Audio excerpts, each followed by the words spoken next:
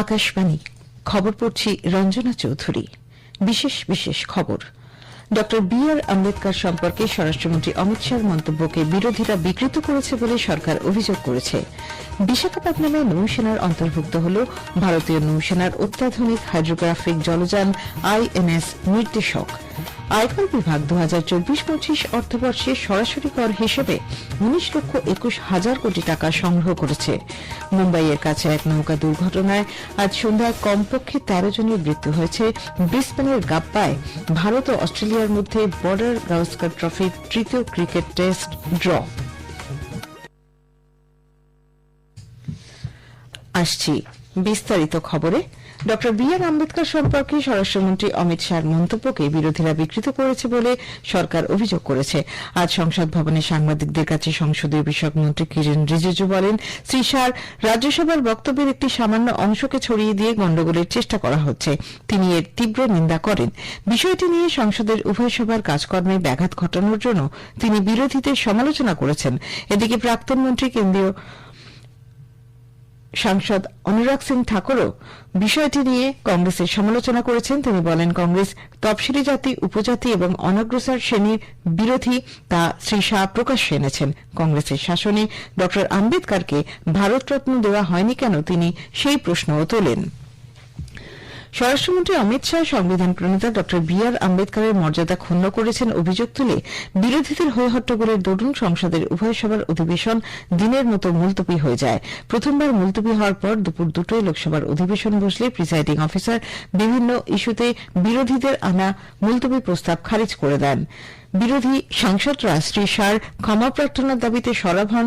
সরকার ও বিরোধী পক্ষের সদস্যদের মধ্যে উত্তপ্ত বাদানুবাদ চলতে থাকলে অধিবেশন দিনের মতো মুলতবি করে দেওয়া হয়। রাজ্যসভাতেও চিত্রটা ছিল একই রকম। উচ্চকক্ষের অধিবেশন দুপুর 2টায় ফের বসলে বিরোধী সাংসদরা স্বরাষ্ট্রমন্ত্রীর বিরুদ্ধে স্লোগান দিতে থাকেন। সংসদ বিষয়ক মন্ত্রী তাদের শান্ত হওয়া এবং তালিকাভুক্ত বিষয়গুলির উপর আলোচনার অনুরোধ জানালেও হই হট্টগোল চলতে থাকে। তিনি বলেন, শ্রী শাহর বক্তব্যকে বিকৃত করে ভিডিও ক্লিপ ঘোরাফেরা করছে। রাজ্যসভা নেতা জে পি নাড্ডাও একই মত ব্যক্ত করেন। অন্যদিকে উচ্চকক্ষে বিরোধী নেতা মল্লিকার্জুন খার্গে অভিযোগ করেন, সরকার তফসিলি জাতি উপজাতি বিরোধী কাজ চালাচ্ছে। চিৎকার চেঁচামেচির মধ্যে চেয়ারম্যান জগদীপ ধনখড় অধিবেশন দিনের মতো মুলতবি করে দেন। এদিকে কেন্দ্রীয় মন্ত্রী গিরিরাজ সিংও জানান, কংগ্রেস জমানাতেই সবচেয়ে বেশি বাবা সাহেবকে অপমান করা হয়েছিল। লোকসভার বিরোধী দলনেতা রাহুল গান্ধী বলেন, সংবিধানের পরিবর্তন করে সরকার আম্বেদকরের মর্যাদা ক্ষুণ্ণ করেছে। ये पहले ही कह रहे थे कि कॉन्स्टिट्यूशन को हम चेंज करेंगे, ये इसके खिलाफ है, अंबेडकर जी के खिलाफ है, उनकी विचारधारा के खिलाफ है। इनका पूरा का पूरा काम अंबेडकर जी ने जो किया और जो कॉन्स्टिट्यूशन है उसको खत्म करने का है, तो सब पूरा देश जानता है। বর্ষীয়ান বিজেপি নেতা কেন্দ্রীয় স্বরাষ্ট্রমন্ত্রী অমিত শাহ রাজ্যসভায় তাঁর বক্তব্যকে বিকৃত করে পেশ করার জন্য কংগ্রেসের তীব্র সমালোচনা করেছেন। আজ নতুন দিল্লিতে দলের সদর দপ্তরে এক সাংবাদিক বৈঠকে শ্রী শাহ বলেন, কংগ্রেস দল বিভিন্ন সময় নানা বিবৃতিকে বিকৃত করে অযথা গোলমাল পাকিয়েছে। সংসদে সংবিধান নিয়ে আলোচনায় কংগ্রেসের সংবিধান এবং সংরক্ষণ বিরোধী মনোভাব ফুটে উঠেছে। জরুরি অবস্থা জারি করে কংগ্রেস সমস্ত সাংবিধানিক মর্যাদা লঙ্ঘন করেছিল বলেও শ্রী শাহ মন্তব্য করেন। कांग्रेस पार्टी आम्बेडकर जी विरोधी पार्टी है। कांग्रेस पार्टी आरक्षण विरोधी पार्टी है। कांग्रेस पार्टी संविधान विरोधी पार्टी है। कांग्रेस पार्टी ने आपातकाल डालकर संविधान के सारे मूल्यों की धज्जियां उड़ा दी। न्यायपालिका का हमेशा अपमान किया, सेना के शहीदों का अपमान किया और भारत की भूमि तक को संविधान तोड़कर विदेशी देशों को देने की हिमाकत कांग्रेस पार्टी के शासन में हुई।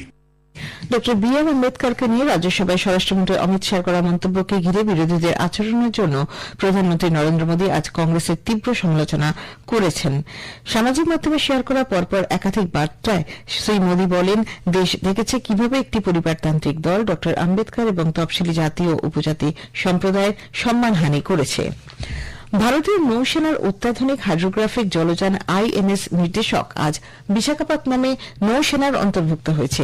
এই উপলক্ষে আয়োজিত এক অনুষ্ঠানে প্রতিরক্ষা প্রতিমন্ত্রী সঞ্জয় শেঠ বলেন, ভারতীয় নৌসেনা তাদের আত্মনির্ভর ভারত উদ্যোগের অঙ্গ হিসেবে প্রযুক্তিকে কাজে লাগিয়ে সেরা নিরীক্ষণ জলযান তৈরি করেছে। এনডিএ সরকার ক্ষমতায় আসার পর থেকে প্রতিরক্ষা শিল্পের অভূতপূর্ব অগ্রগতি হয়েছে বলেও তিনি উল্লেখ করেন। উল্লেখ্য, নৌবাহিনীর নিরীক্ষণ জলযান প্রকল্পের দ্বিতীয় জাহাজ আইএনএস নির্দেশক হাইড্রোগ্রাফিক সমীক্ষা চালাতে সক্ষম। নৌ অভিযানের ক্ষেত্রে এটি সহায়ক হবে।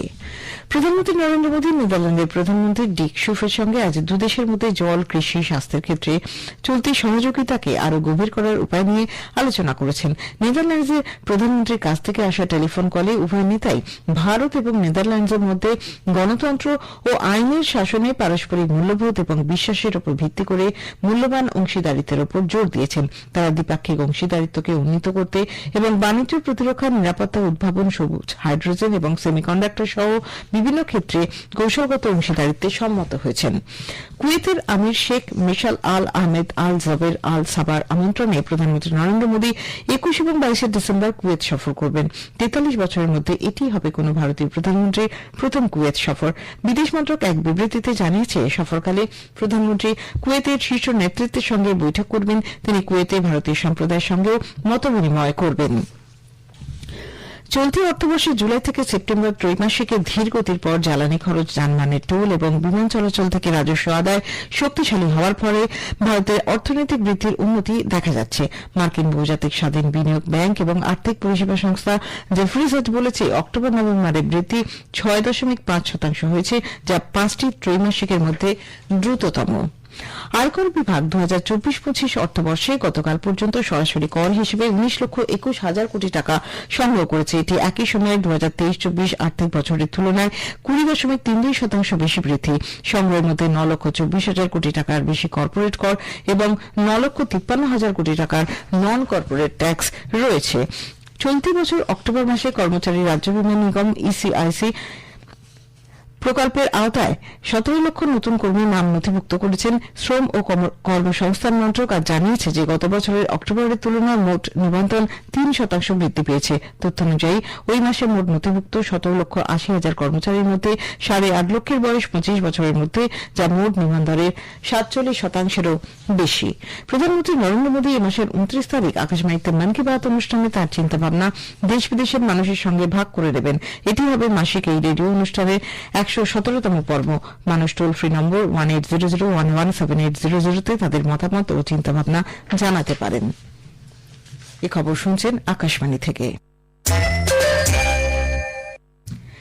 আমাদের সংবাদ শোনা যাবে ইউটিউব চ্যানেল আকাশবাণী সংবাদ বাংলা, ফেসবুক ও ইনস্টাগ্রাম আকাশবাণী সংবাদ কলকাতা এবং এক্স হ্যান্ডেলে এআইআর নিউজ কলকাতায়। মুম্বাইয়ের কাছে এক নৌকা দুর্ঘটনায় আজ সন্ধ্যায় কমপক্ষে 13 জনের মৃত্যু হয়েছে। রায়গড় জেলার উড়ানের কাছে এলিফ্যান্টা গুহায় যাওয়ার পথে একটি ব্যক্তিগত ফেরি নৌকা ডুবে গেছে। মহারাষ্ট্রের মুখ্যমন্ত্রী দেবেন্দ্র ফডনবিস জানিয়েছেন, নিহত 13 জনের মধ্যে 10 জন সাধারণ মানুষ এবং বাকি 3 জন নৌবাহিনীর সদস্য। অপর 2 জন গুরুতর আহত হয়ে নৌবাহিনীর হাসপাতালে চিকিৎসাধীন রয়েছেন।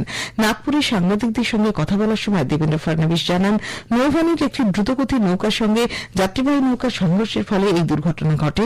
তিনি আরও জানান, নৌবাহিনী, উপকূলরক্ষী বাহিনী এবং সমুদ্র পুলিশ উদ্ধার কাজে তৎপরতা চালাচ্ছে। তিনি জানান, আগামীকাল সকালের মধ্যে সব খবর পাওয়া যাবে। মুখ্যমন্ত্রীর ত্রাণ তহবিল থেকে মৃতদের পরিবার প্রতি 5 লক্ষ টাকা অনুদান দেবার কথাও ঘোষণা করেন দেবেন্দ্র ফডনবিস। দুর্ঘটনায় প্রাণহানির ঘটনায় শোক প্রকাশ করেছেন প্রতিরক্ষামন্ত্রী রাজনাথ সিং। আজ সংখ্যালঘু অধিকার দিবস। রাষ্ট্রসংঘ 1992 সালের 18 ডিসেম্বর দিনটিকে আন্তর্জাতিক সংখ্যালঘু অধিকার দিবস হিসেবে ঘোষণা করে। নানা অনুষ্ঠানের মধ্য দিয়ে আজ দিনটি পালিত হচ্ছে। মার্কিন যুক্তরাষ্ট্রের বিদায়ী বাইডেন প্রশাসন H-1B ভিসার নিয়ম শিথিল করেছে। এই পদক্ষেপ আমেরিকান কোম্পানিগুলির জন্য বিশেষ দক্ষতা সম্পন্ন বিদেশি কর্মীদের নিয়োগ সহজ করবে। পাশাপাশি F-1 ছাত্র ভিসা থেকে H-1B ভিসায় মসৃণ রূপান্তর আরও সরল হবে। ব্রিসবেনের গাব্বায় ভারত ও অস্ট্রেলিয়ার মধ্যে বর্ডার গাওস্কর ট্রফির তৃতীয় ক্রিকেট টেস্ট ড্র হয়েছে। 9 উইকেটে 252 রান নিয়ে আজ পঞ্চম তথা শেষ দিনের খেলা শুরু করে ভারতের প্রথম ইনিংস 260 রানে শেষ হয়। এরপর অস্ট্রেলিয়া দ্বিতীয় ইনিংসে ব্যাট করতে নেমে 7 উইকেটে 89 রানে তাদের ইনিংসের সমাপ্তি ঘোষণা করে। শেষ করার আগে বিশেষ খবর আরেকবার। Doctor B.R.. আম্বেদকর সম্পর্কে স্বরাষ্ট্রমন্ত্রী অমিত শাহর মন্তব্যকে বিরোধীরা বিকৃত করছে বলে সরকার অভিযোগ করেছে। বিশাখাপত্তনমে নৌসেনার অন্তর্ভুক্ত হল ভারতীয় নৌসেনার অত্যাধুনিক হাইড্রোগ্রাফিক জলযান INS নির্দেশক। আয়কর বিভাগ 2024-25 অর্থবর্ষে সরাসরি কর হিসেবে 19,21,000 কোটি টাকা সংগ্রহ করেছে। মুম্বাইয়ের কাছে এক নৌকা দুর্ঘটনায় আজ সন্ধ্যায় কমপক্ষে 13 জনের মৃত্যু। ব্রিসবেনের গাব্বায় ভারত ও অস্ট্রেলিয়ার মধ্যে বর্ডার গাভাস্কার ট্রফির তৃতীয় ক্রিকেট টেস্ট ড্র হয়েছে। খবর শেষ হলো।